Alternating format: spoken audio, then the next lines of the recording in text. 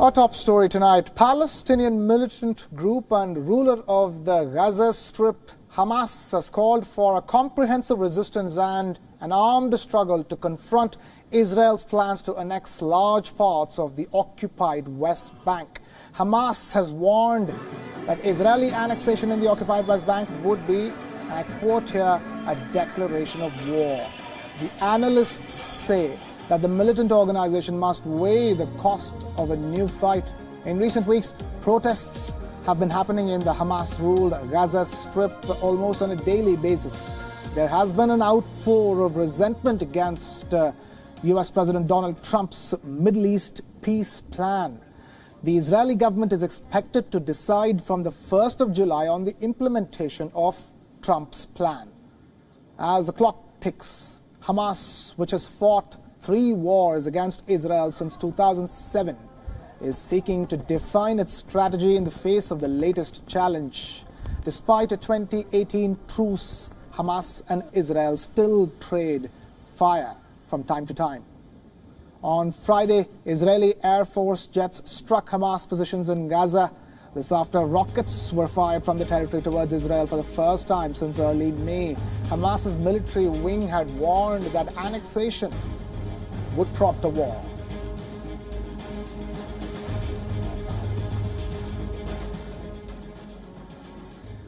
We're now being joined by international affairs expert Jody Cohen, live from Ra'anana in Israel. Jody, thank you so much for being with us. I want to begin by asking, you see the situation at this point in time. Even the European Union has collectively said that this annexation should not go unchallenged.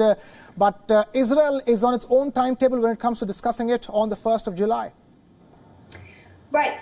So this is a very complex issue, as you can see. It goes back not just from 1948, but earlier than that. And I think it's important to recognize both sides of the story in order to get a full understanding of the situation on the ground. So on the one hand, you've got the Palestinians who say that this is land that is going to be designated towards a Palestinian state, and that if Israel annexes any of this area, that it is stealing their lands, and that they wouldn't have enough space for a future Palestinian state. And as you said, they've been threatening attacks, suicide attacks, even the possibility of war. And certainly at the beginning of the Day of Rage on the 1st of July, which is the deadline that Prime Minister Netanyahu of Israel has set to announce what's going to be happening and to start with annexation process, or as Israel would say, acknowledging sovereignty. Now, the reason I'm going to go into that is because from Israel's perspective, Israel says it has historic ties with these lands going back to the biblical times when they were known in the Bible as Judea and Samaria. Then roll forward to 1948, when the UN declared the modern state of Israel. And some of these lands were designated towards the Jewish state and some were designated towards the Arab state.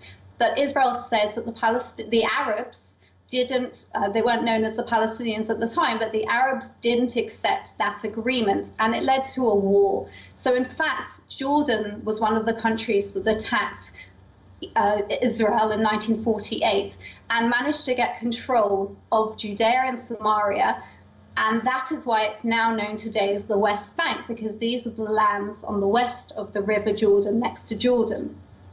Now in 1967, Jordan again attacked Israel. This was before the days of peace between Jordan and Israel, and Israel managed to get those lands back and get control of them. And then under the Oslo Accords of the 1990s, it was suggested that 70% of those lands, that's areas A and B, could go towards a potential future Palestinian state, and that 30% of them would stay under Israel's control. And the reason for that is because Israel has been adamant that for its security, it needs to retain control of the Jordan Valley, which is the strip of the land between Israel and Jordan. And also because the Israeli settlements in that area are 100% Israeli communities, And Israel argues that it was never envisaged that those areas would be part of any future Palestinian state.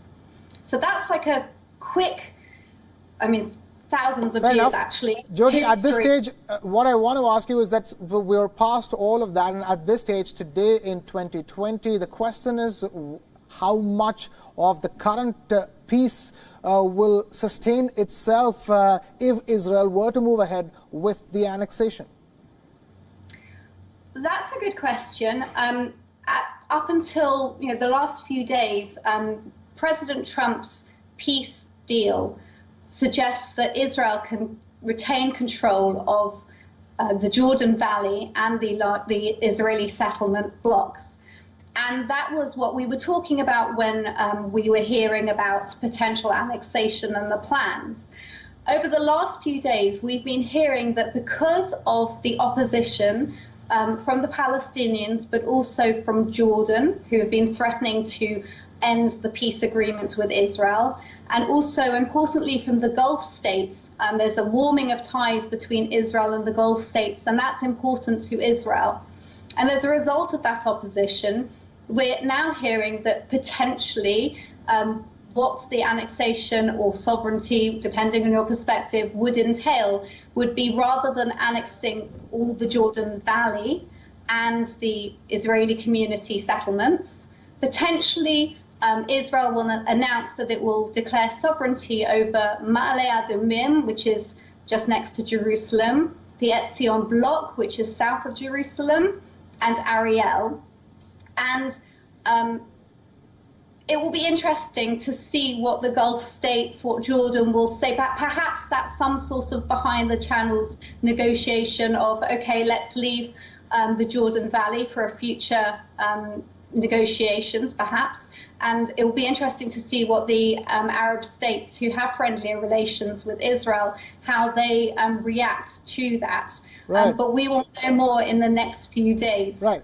But for now, the all-important Palestinian state, Hamas, has, in a sense, declared war if Israel were to move ahead with annexation. Now, that's a pretty clear call coming in from Hamas. Not that there haven't been rockets fired across the border or attacks taking place in the reverse from Israel on Gaza Strip. But the question here is that with Hamas making it that clear, are we looking at violence that's more imminent and more immediate, so to speak?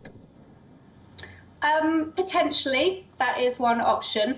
And I actually think that Hamas declaring this, this is going to lead to war, sort of illustrates Israel's perspective, because Israel is saying, we recognize that the Palestinian people have make a claim to want to have their own state, but Israel needs to enable that state, ensuring its own security. So we already saw when Israel withdrew from Gaza that Hamas moved in, and there's been a continual rocket attacks and battles between Gaza and Hamas in Gaza and Israel ever since. So Israelis are understandably skeptical that if they come out of the land that they won't get rockets fired back in return.